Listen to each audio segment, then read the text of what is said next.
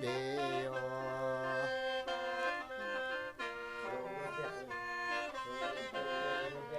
dùng gì chế rồi thùng ra đi em dùng gì chế rồi thùng ra đi em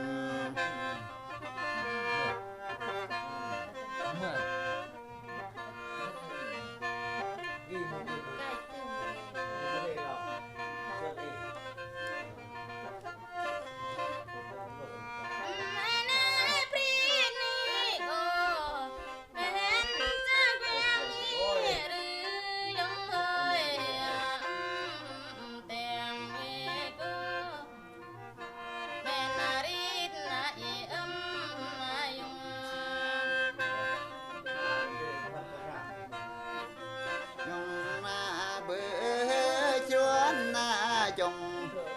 bữa xa em ơi muôn bữa na gang muôn bữa xa em ơi anh na gang âm na muôn tăng lai chi muôn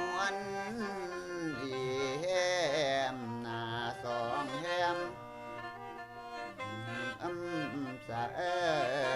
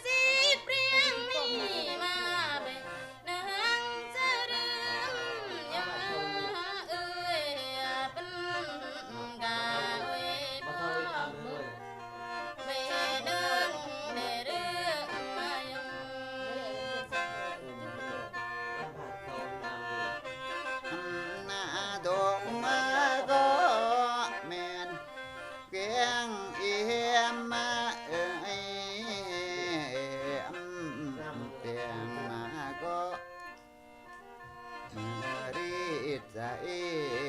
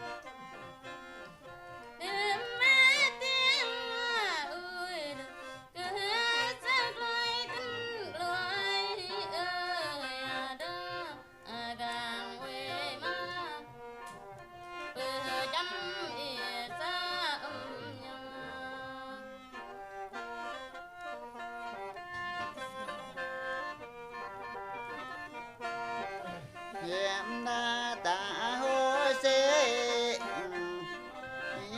đừng nấu em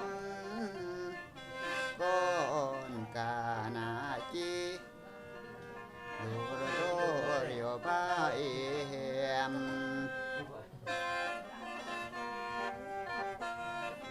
ta na ta lo đô ni